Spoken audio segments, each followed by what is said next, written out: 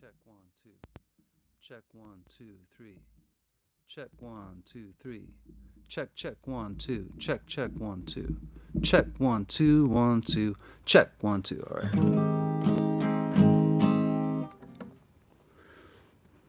Hey everybody, we're just gonna wait a couple minutes until it's 9 o'clock.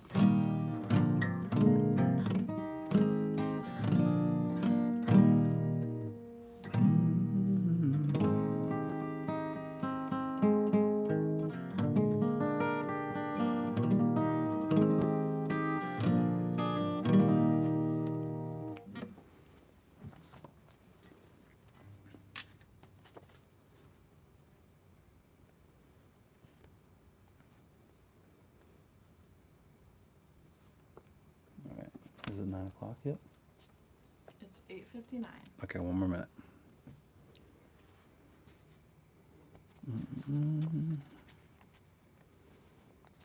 These are the questions.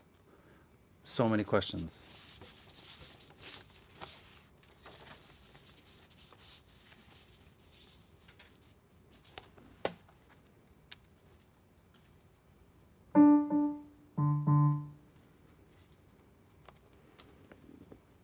It's 9. All right, it's 9 o'clock.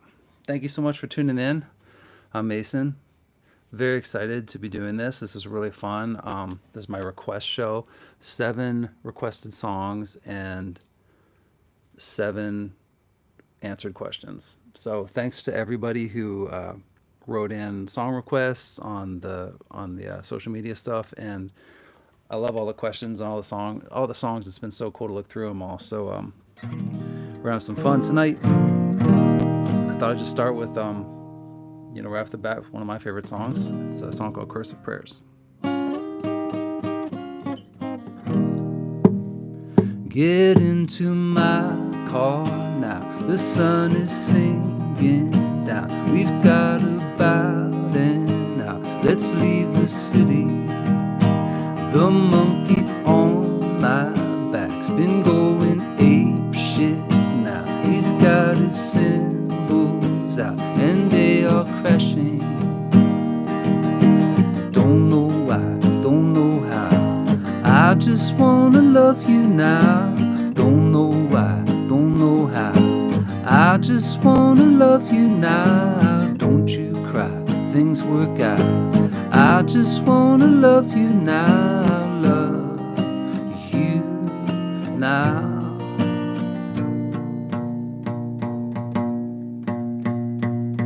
The wind is at your head, half out the window now. It's writing cursive prayers while you are laughing. Connection calls to me, so I keep following your thread. It bothers me, so I keep pulling. Don't know why, don't know how, I just wanna love you now. Don't know why, don't know how, I just wanna love you now. Don't you cry, things work out, I just wanna love you now. Love you now. I don't wanna cage your heart, I just wanna roll with you. Watch another page come true in our love story. We don't have to break or fall, baby, let's just fall straight through. Nothing hurts when I'm with you, there's no need to worry. Oh, don't know why, don't know how, I just wanna love you now.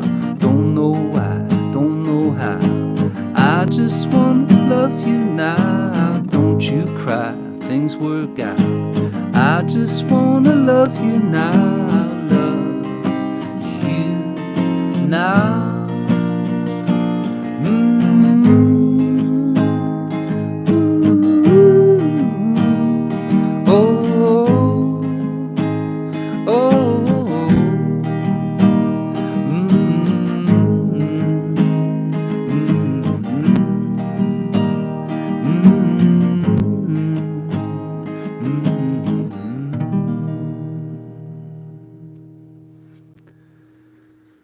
All right. That's the first song, first requested song. Multiple people asked for that one, so that's the first song on my last record, and it's called Cursive Prayers. So now I get to the questions part. First question. I'm gonna start with like an easy one. Let's see, my questions are here. Do you have a favorite new musician or band you discovered or fell back in love with during this last uncertain period of the pandemic? I think Mac DeMarco is somebody that like I just love Mac DeMarco's music, and during the pandemic we listened to him a lot, and trying to think War on Drugs, listen to them a lot, The Strokes. So that's kind of those are kind of some bands that I've been listening to a lot.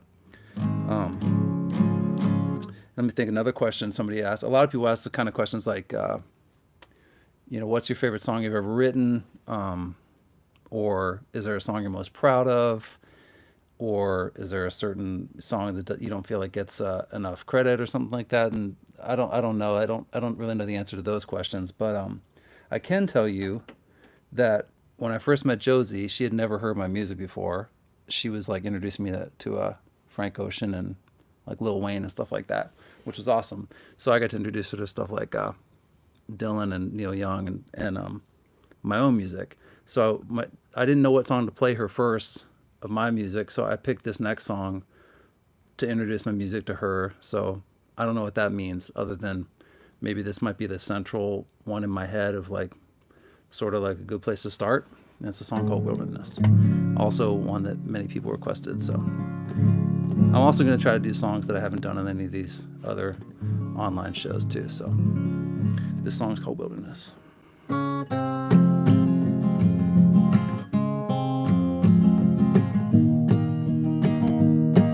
Get 'em up, get 'em up, get your shoulders up, get your backbone straight, keep an empty cup, put your axe in the wood, get your focus fixed, keep your body in the ring, gotta take some licks, and let it all come back to you, all the memories, what she put you through, bring it up to the light, put it in a frame, hang it out in the open where the children play.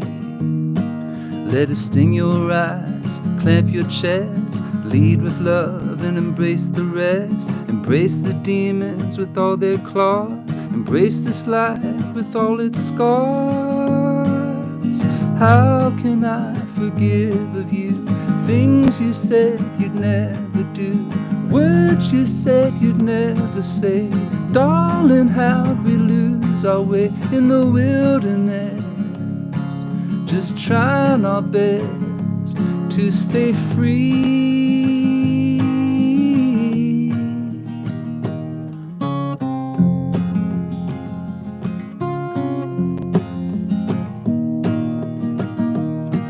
At an empty space on the edge of town, you had us meet on neutral ground. Your coat was gray, your eyes were blue, my arms and hands ached for you. My stolen train, my flock of birds, when your lips said those words, trees went black, angels fell, armies burned the carousel. Say you didn't mean a thing, say you're coming home again, up the river of regret, say we ain't seen nothing yet. How can I forgive of you? Things you said you'd never do, words you said you'd never say. Darling, how'd we lose our way in the wilderness, where loneliness cuts so deep,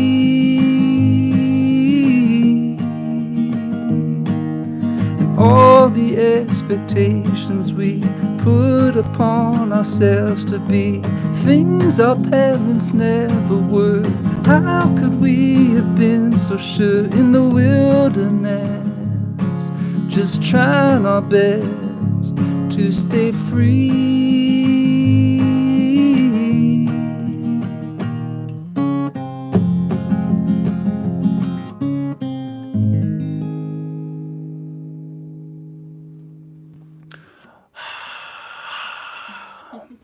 That's a song called Wilderness. All right. The fun part about doing this request show for me is that I was reminded of a bunch of songs I haven't thought of in a long time, and that was cool. It was also cool to y'all are like picking songs from all the different records. I mean, every single record was represented, so that warmed my heart that y'all care. So thank you. All right. So let's get back into the questions. That was a song. Now it's question time. All right. Let's see. What do we got? All right. Let's jump to one of the heavier ones. What is one of the most spiritual moments? What is one of the most spiritual moments in your life or of your life? And that was a good question. I was like, what's that even mean, really?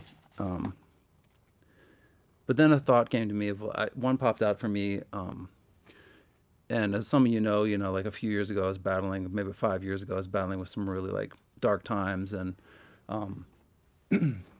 kind of what happened one day was I had agoraphobia pretty bad, and I was not really touring, and I kind of didn't want to leave my house ever, and my anxiety was like off the charts, and I was basically spending all my time in the basement because it got so bad I didn't really want anybody to see me like through a window or anything, and I was painting in the basement every day, and I remember just thinking like one day I was just hearing this voice in my head, and not like schizophrenic voice, just sort of this voice in my mind that was like, it just occurred to me, okay, if there's a God, if there's a higher power, then why is it doing, why is it making me want to be by myself in a basement and basically just leading to like just dying? I mean, I'm not suicidal or anything. I've never been suicidal, but it definitely was like pretty bleak and pretty bad. And I was like, okay, if this voice in my head that I'm following, that's telling me to be afraid of everything and be in the basement of this house and this, in a really depressing marriage that wasn't good and a house I hated, and if that's the voice of a higher power, then that doesn't make any sense. Like, have I not helped anybody in this world, and have I not like done anything that maybe somebody would miss if I died? So then I realized like that voice I'd been listening to must not have been my higher power.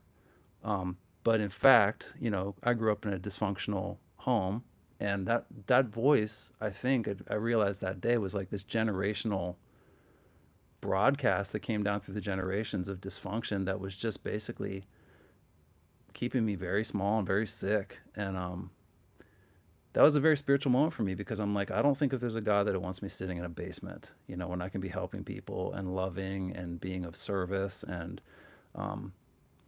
anyways, that's a long answer to the question, but that was a pretty profound moment for me. So I decided right then to make some changes in my life and start listening to a different voice in my head. And that voice was the one that gave me the music, that was a very loving voice and very, very encouraging and like, hopeful voice. So yeah, that's the answer to what is one of the most spiritual moments of your life. It was like in the basement about 5 years ago of when I realized that voice must not have been my higher power, or because my higher power, why would it want me to die like that? Anyways, for my next song, a couple people recommended this song or asked for this song, and I hadn't thought of this song in forever. Like this is it was originally going to be on the record Bone Clouds, and it's a song called Bone Clouds. And some people always ask me, like, why is the record called Bone Clouds? What's that about? And I'm like, well, it's a song called Bone Clouds. And actually what happened was I was making this record with Isaac Brock from Modest Mouse, and we were, as you know, if you follow Modest Mouse, he's a pretty wild guy. And we had all these songs for the record, and actually Bone Clouds was on the record, and we were in New York City mastering the record. And, it was kind of crazy, and he would just be like, let's take this song off the record. This song goes on the record. And it was like the last minute, like certain songs were getting thrown on the record. And it was just kind of like, I mean, it was fun. It was like chaotic, but it was like so it was this weird thing where the song got pulled off the record within the last hour of the record.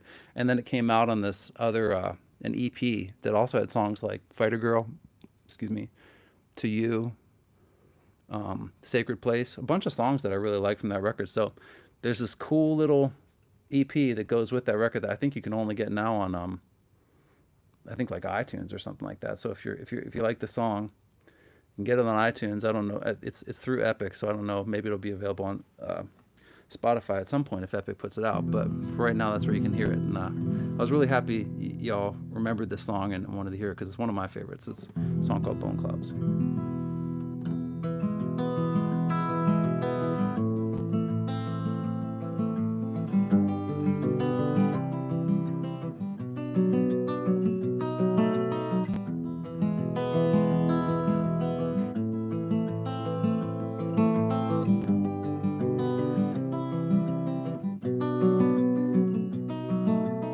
Wind blowing through the trees, branches bend, light shines through.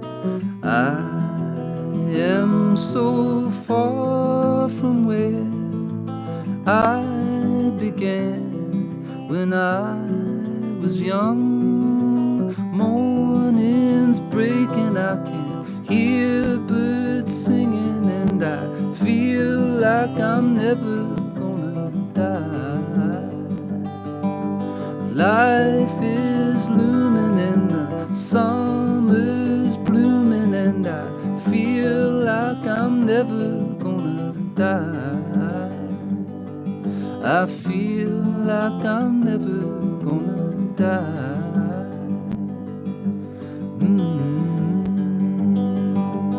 Bone clouds of ghostly white rattle through skies of blue. Send my heart on a train racing to something new. Mornings breaking, I can hear birds singing, and I feel like I'm never gonna die. Life is looming and the summer's blooming, and I feel like I'm never gonna die. Morning's breaking, I can hear birds singing, and I feel like I'm never gonna die.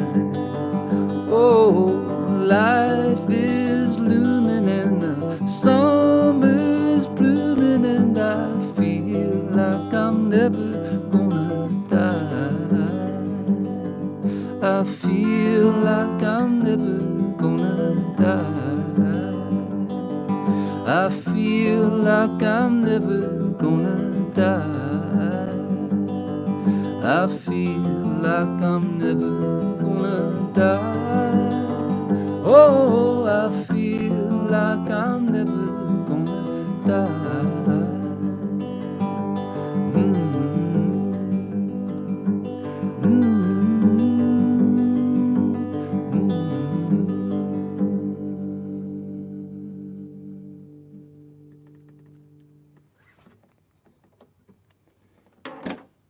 So that's Bone Clouds.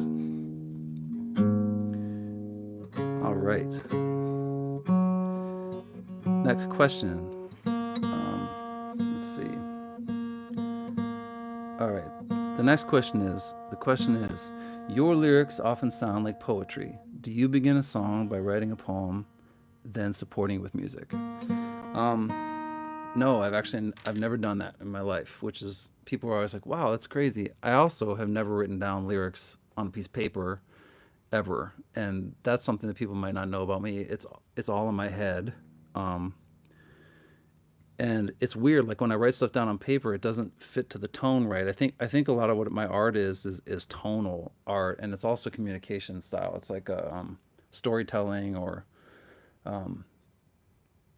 it's a lot of it's about melody too for me. So I always start with the music first. It's always coming at the same time. Like I usually sit down and go into a trance state of some sort, with a guitar or a piano, and it's weird because I've heard it said that, like, if you're moving both hemispheres of your body, like it activates your brain. So like to play guitar and use both my arms, or play the piano, usually after about 20 minutes, that's when it starts to light up my brain, and stuff comes in.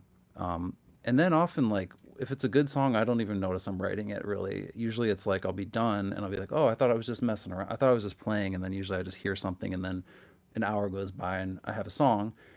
And then the idea being, if I can't remember it hours later, why the heck would a listener want to hear it again? So like, I just think, the good ones stick around, and I remember them. So that's how I write. I don't write with poetry, but I love poetry. I mean, I'm in awe of poetry, and I read poetry constantly. So I'm reading poetry all the time, but that's not how my process works. Well, speaking of poetry, the next song, I had some great cover requests come in, so that was exciting too. And speaking of a guy who writes the words down first, which is Bob Dylan, Often, like I've heard his process is he'll write something down on a paper and then he can just kind of set it to any music. It might even be three different melodies the same time he's in the studio. It'll just keep changing. So there's a lot of Dylan requests, and somebody requested my favorite Dylan song, so I'll do that one. And some people think, like, they're always like, "Did you grow up listening to Dylan?" Like, I didn't grow up listening to Dylan at all, and I was kind of blown away. I didn't hear him until I was 19, and I'd been writing songs for years by that point. And I was driving home from a party with a friend of mine in Minneapolis, and it was dark. It was like 2 in the morning, and he put on this song, and I remember being like, "Whoa!" Like, I was like, I still remember being like, "Oh fuck!" Like, that's now we're in a completely different universe. Like, it was even, Dylan was from the '60s. Even, like, in the '90s, for me, it totally changed my life. Totally changed my perception of what was possible with the song. So, completely mind blowing. And anyways, this is the song that it was. It was a song called "Tomorrow Is a Long Time."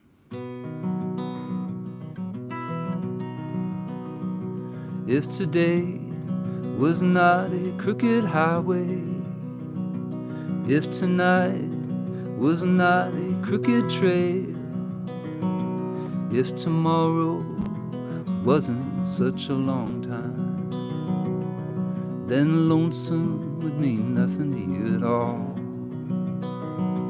Yes, and only if my own true love was waiting. Yes, and I could hear her heart softly pounding. Yes, and only if she was lying by me, then I'd lie in my bed once again.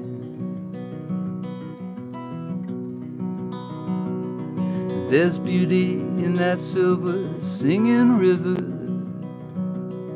There's beauty in that rainbow in the sky. But none of these and nothing else can touch the beauty that I remember in my true love's eyes. Yes, and only if my own true love was waiting. Yes, and I could hear her heart softly pounding. Yes, and only if she was lying by me, then I'd lie in my bed once again.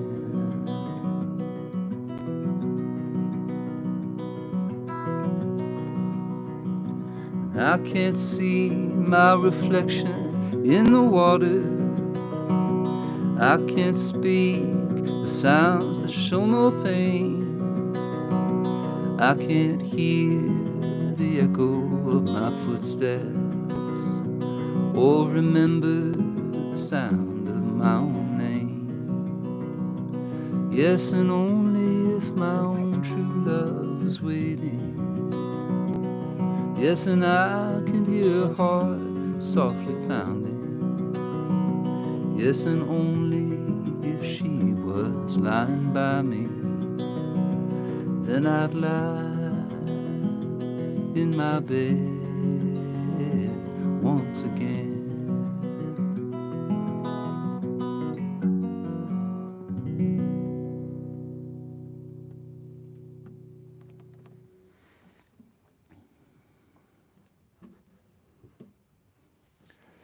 So that was Bob. All right, what's the next question here? All right. Okay, another easy one. Who would be your dream concert to attend, and at which venue? It could be any band, past or present. That's one I actually think about probably more than I should. I've been thinking about this for 20 years, and I think about it sometimes when I'm trying to fall asleep. And there's different ways I can look at this. One, the Beatles in a small club, pretty much that's like, you know, dying for an hour and a half and then coming back. So it's like experiencing heaven. So that would be one probably. Or being on that rooftop concert, the venue would be the rooftop concert, sitting in front of them at the rooftop on the edge of the roof. Also, Bob Marley and the Wailers, really early stuff. I don't think anything's better than that. Led Zeppelin in a club like the Fillmore in San Francisco would probably pretty much just be about as good as it gets. But as I get older, I don't like the loud stuff as much. So I mean, I like the loud stuff, but I'm thinking like, okay, what would be like sublime for me? And so what came to me is John Coltrane Quartet, Elvin Jones, Jimmy Garrison, McCoy Tyner, John Coltrane right around Love Supreme at like a club like Yoshi's in San Francisco. So that's my answer for that one, and I'm sticking to it because I can listen to Coltrane all day. All right, so I'm going to the piano now. This is the song that y'all requested the most by far, so I thought I should play it. Otherwise, y'all are gonna come after me with big forks. And it's called "Sorry Signs on Cash Machines."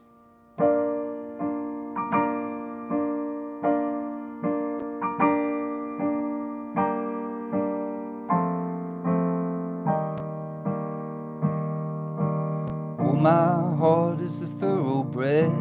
I can't sleep in my bed, and everything is burning up inside me. I need something I can feel, cigarettes and a driving wheel.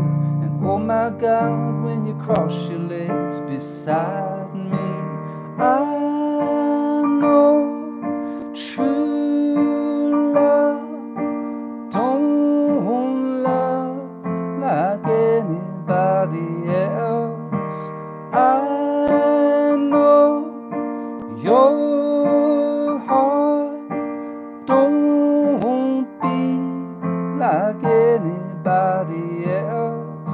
When it all comes down to kerosene and sorry signs on cash machines, and it don't look like anything you dreamed of, I won't let you give it up. The sorry sighs and forced bad luck. Come on, baby, let's see what we're made of.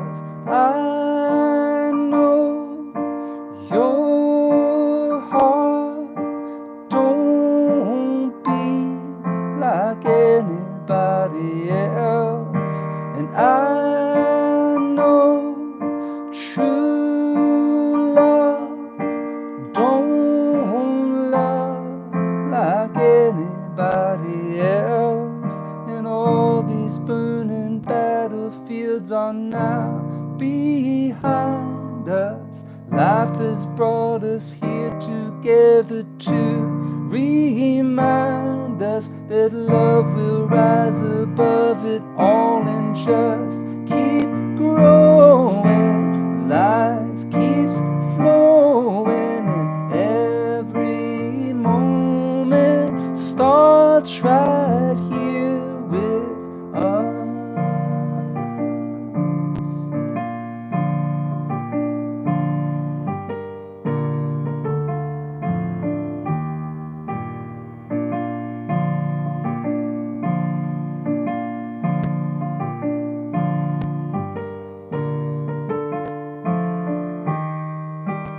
I know true love don't love like anybody else, and I know your heart don't beat like anybody else. And all these burning battlefields are now behind us. Life has brought us here together to remind us that love will rise above it all and just keep growing. Life keeps flowing, and every moment starts right here with us.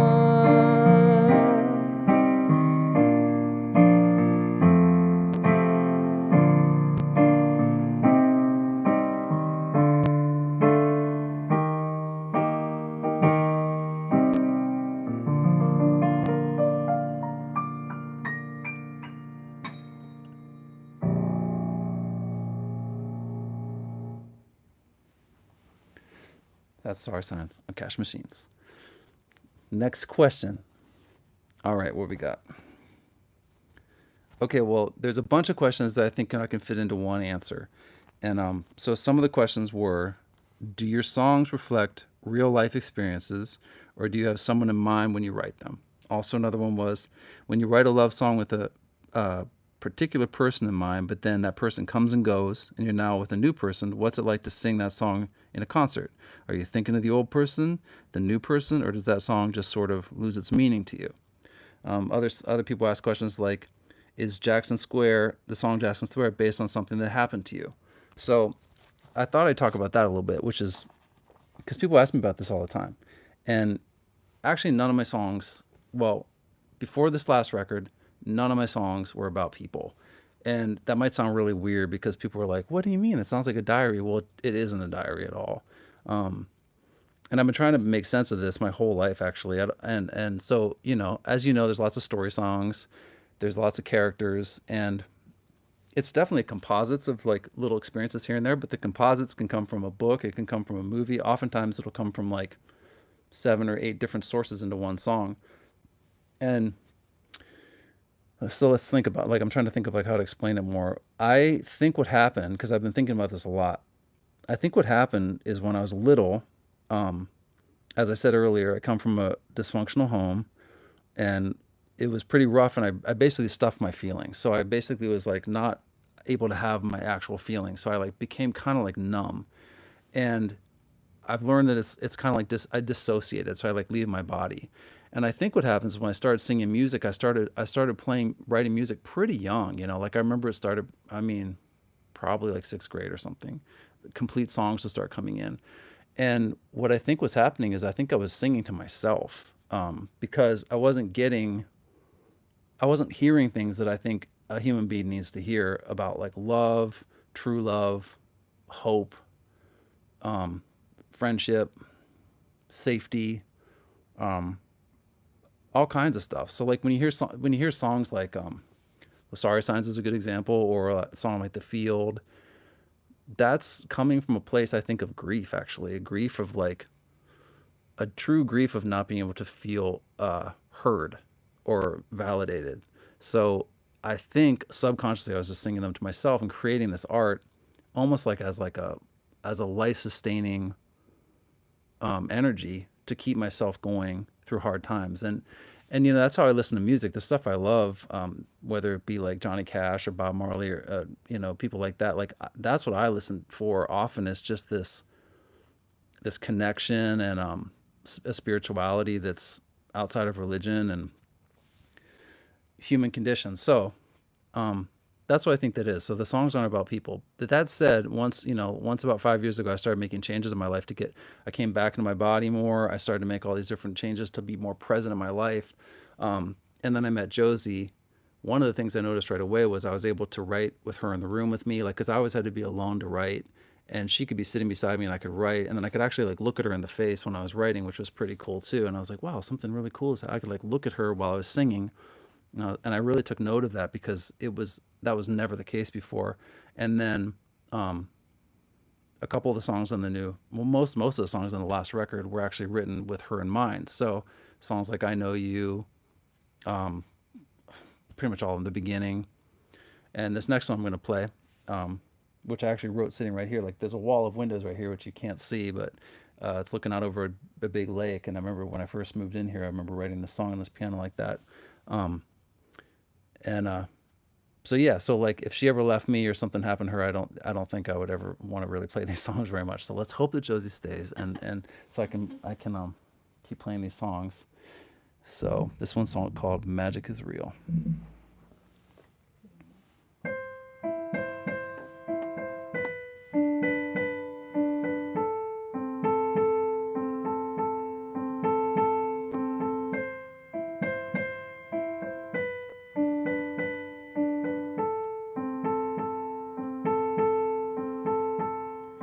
My new best friend is done with her drugs. She said when she met me, she knew that she'd had enough. I'm into her like sugar and tea. She's so effing hot, but she doesn't need to be. She's interesting like Heath Ledger's smile, she sees all my old pain that I've had since I was a child and helps me feel it. That's how we heal one another and trust that the magic is real.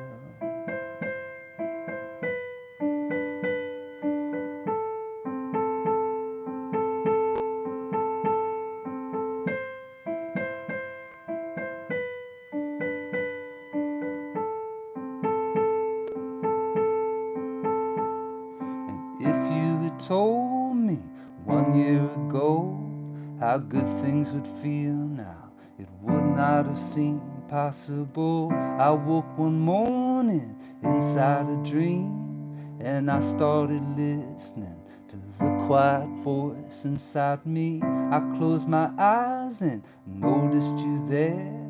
You were right beside me. The clues, they had been everywhere. I dropped my sword and laid down my shield the moment I heard you say, trust that the magic is real.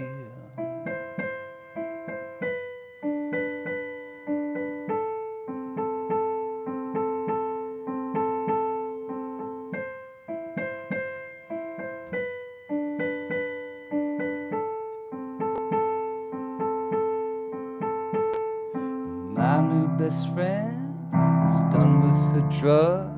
She said when she met me, she knew that she'd had enough. I'm into her like sugar and tea. She's so effing hot, but she doesn't need to be. She's interesting like Heath Ledger's smile. She sees through my old pain that I've had since I was a child and helps me feel it. That's how we heal one another when we trust that the magic is real.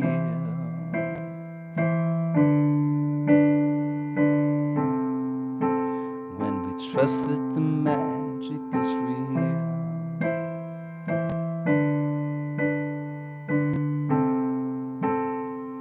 Trust that the magic is real.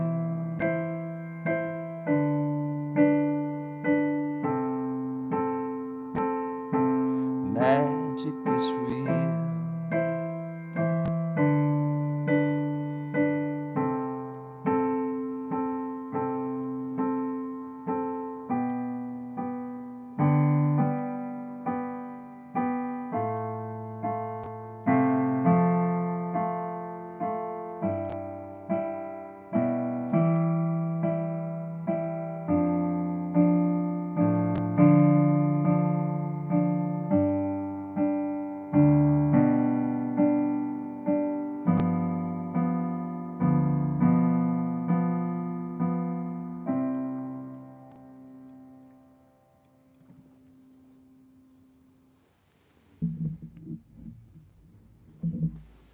All right.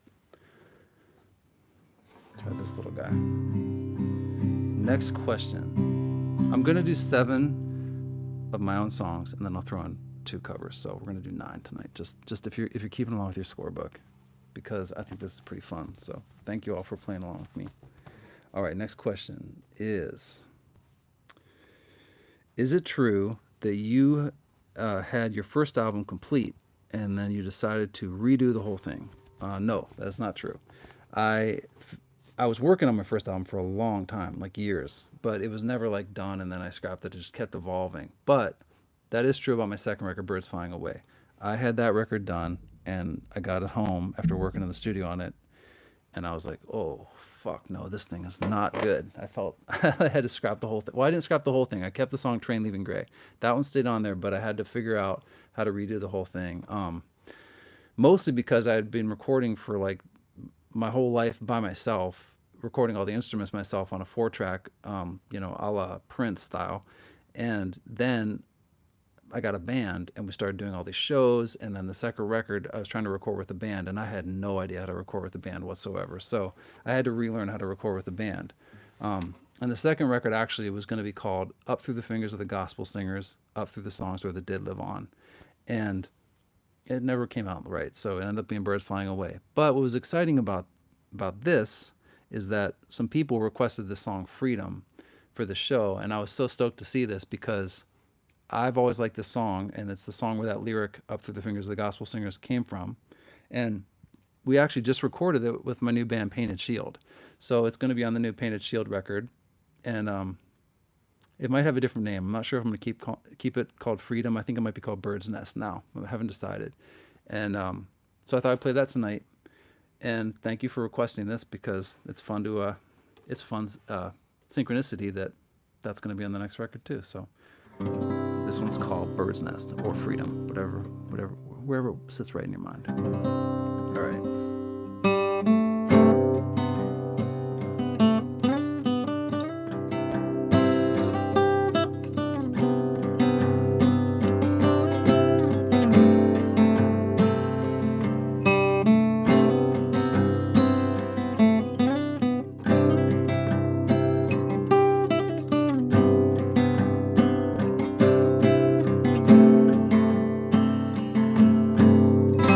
Last night I had the same old dream. I was running through fields of green, being chased by a little boy with a gun. I turned around and I saw his face. A shot was fired and the dream erased. I woke up burning on a funeral pyre. Standing over me was my only son, swinging down a hammer till his work was done, turning this body to bones and these bones to dust, taking this dust in an old bird's nest, up into the water, up to his chest, sinking that bird's nest down in the riverbed. I took the river out to the sea until the storm clouds called for me and fell like rain on the soft southern soil. Up from the bottom on the first downbeat, up through the congregation's feet, up through the wind that shakes the leaves on the trees, up through the fingers of the gospel singers, up through the songs where the dead live on.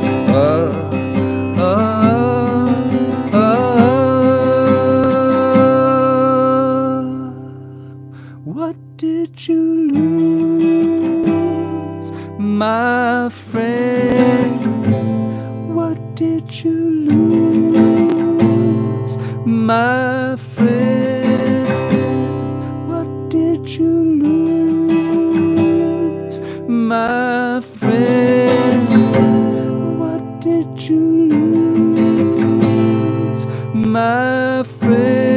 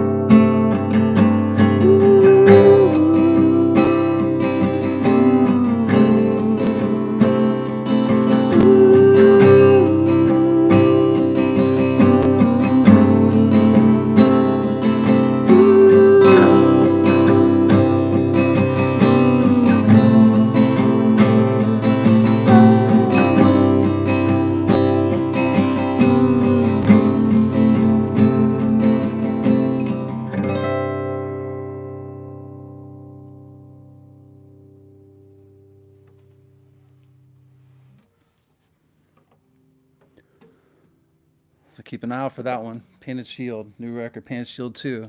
Singles, we're gonna keep bringing singles out every about a month or so over the next few months, and then the record should be out around the first of the year, somewhere around then. So very excited about it.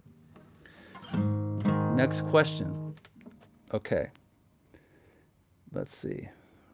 Which book had the biggest influence on you or changed your perspective the most? Oh man, that's a tough one. which book had the biggest influence on you or changed your perspective the most? Well, I read a lot, so I'm gonna have to go back to high school because that was a pretty pivotal. Like I'm thinking about the time where it really kind of blew open my perspective. So what it made me think of was I was struggling heavily in high school again. You know, stuff at home wasn't good, and I remember sitting in this class and I was just failing all my classes, and it was probably like 10th or maybe it was 11th grade, which is when I dropped out of high school. Before I dropped out, I was sitting beside this kid, and he would always sleep. We were sharing one of those desks, and he would just like sleep on his book bag. And the teacher never got mad at him. He would just pass out. We'd get into class, he'd pass out on this book bag.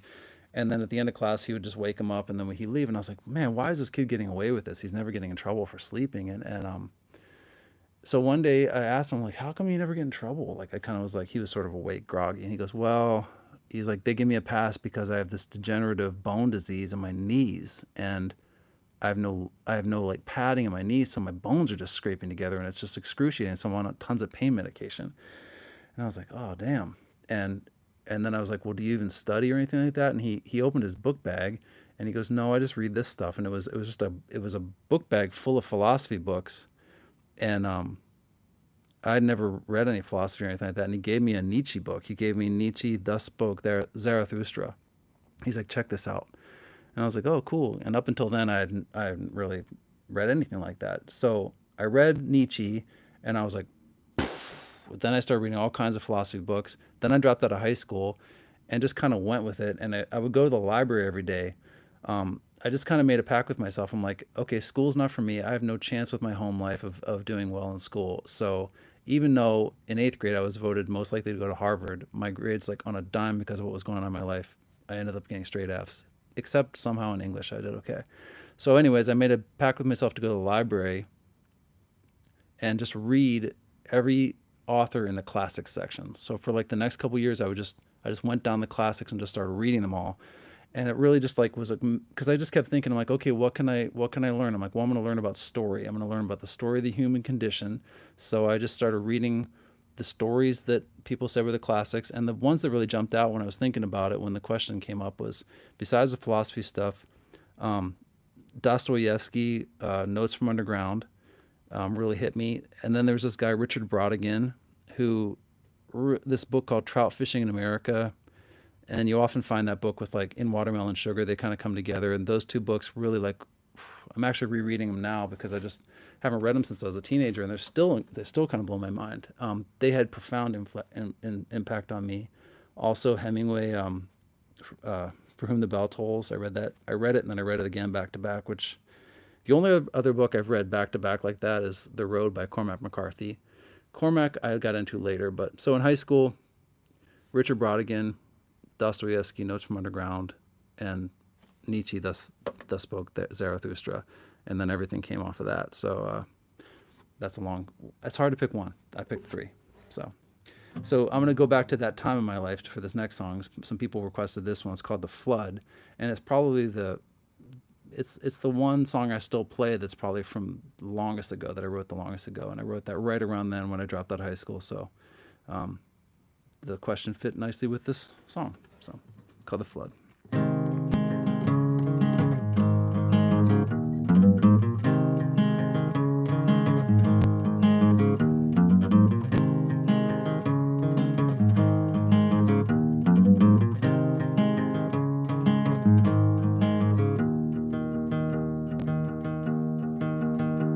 I remember the day it came,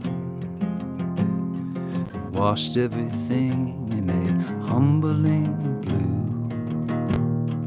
Highways and prairies the same, drowned in the flood like the prayers that we knew.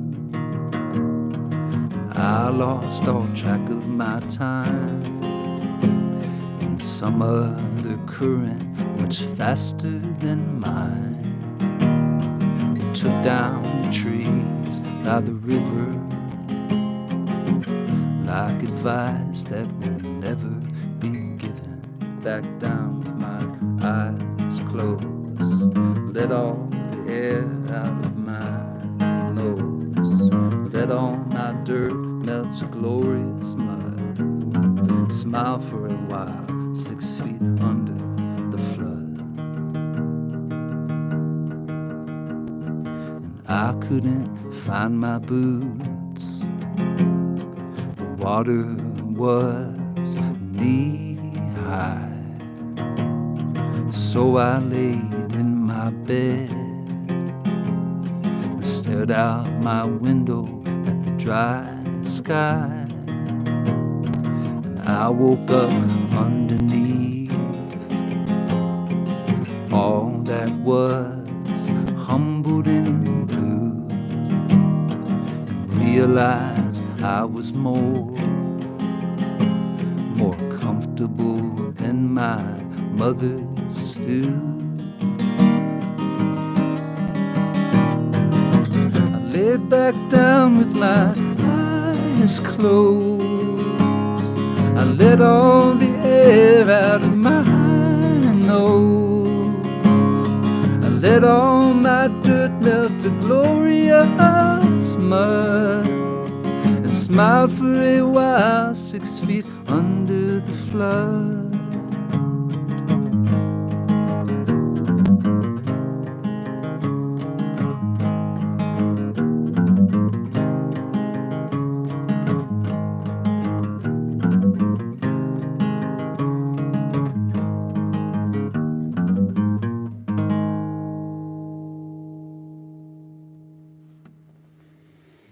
All right.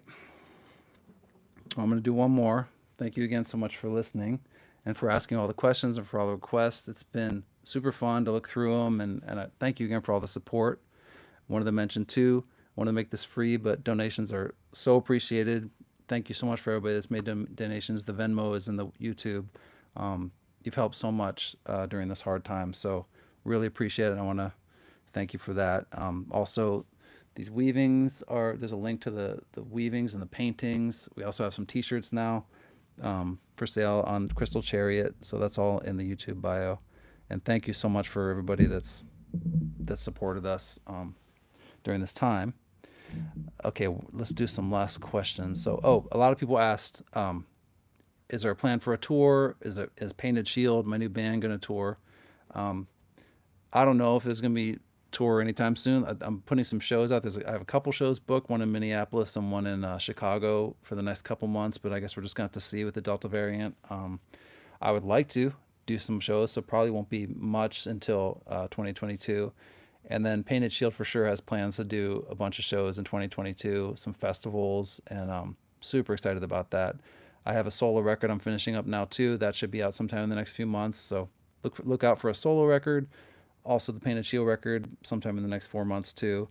And then 2022 should be a bunch of shows, so I hope to see you out there. And then let's see, one more question would be, let's see, what or who is your biggest influence? Another artist, a person in life, or just life itself? That's a tough one. I think pretty much there's been so many influences, but if I had to pick, like musically or artistically, it's really hard. I mean, I could go to all the hair metal bands that I grew up on, because I'm sure you guys want to hear that it's like my biggest influence is like White Lion. But what I think is actually the answer to that is Johnny Cash. Over the most amount of period of my life, Johnny Cash has been so inspiring to me. And then also it's a close one with Neil Young too. So those two as artists, are musical artists, are very, very inspiring. So that leads me to the last song I'm going to do today. 2 people requested this same cover song, so I figured if 2 people requested it, and it's one of my all-time favorites by both Neil and by Johnny. So let's do that one to close it out. It's a song called Pocahontas, and I'll try to do it justice. And thanks again so much for listening tonight. Okay.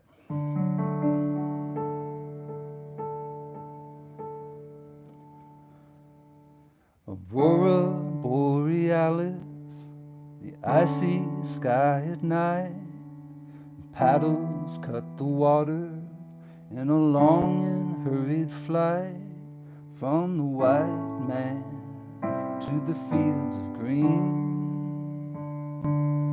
in the homeland we'd never seen.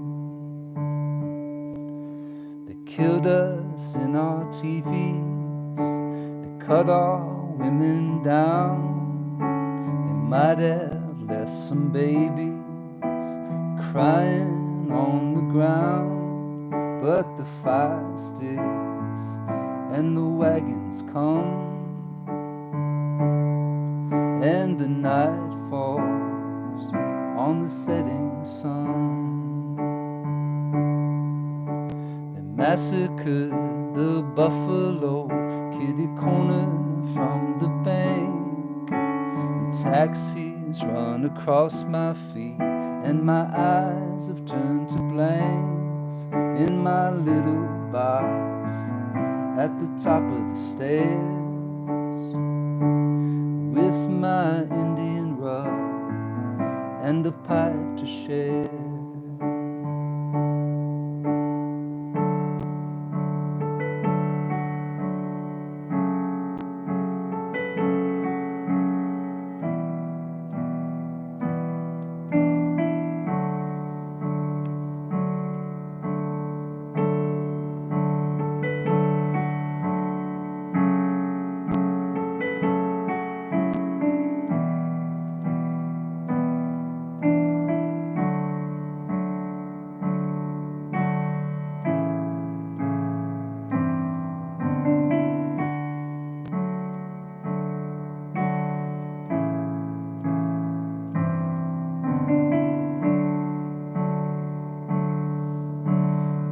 I was a trapper, I would give 1,000 pelts to sleep with Pocahontas and find out how she felt in the morning on the fields of green, in the homeland we've never seen. Maybe Marlon Brando will be there by the fire. We'll sit and talk about Hollywood and the good things there for hire, like the Astrodome and the first TV. Marlon Brando, Pocahontas and me. Marlon Brando, Pocahontas and me. Pocahontas.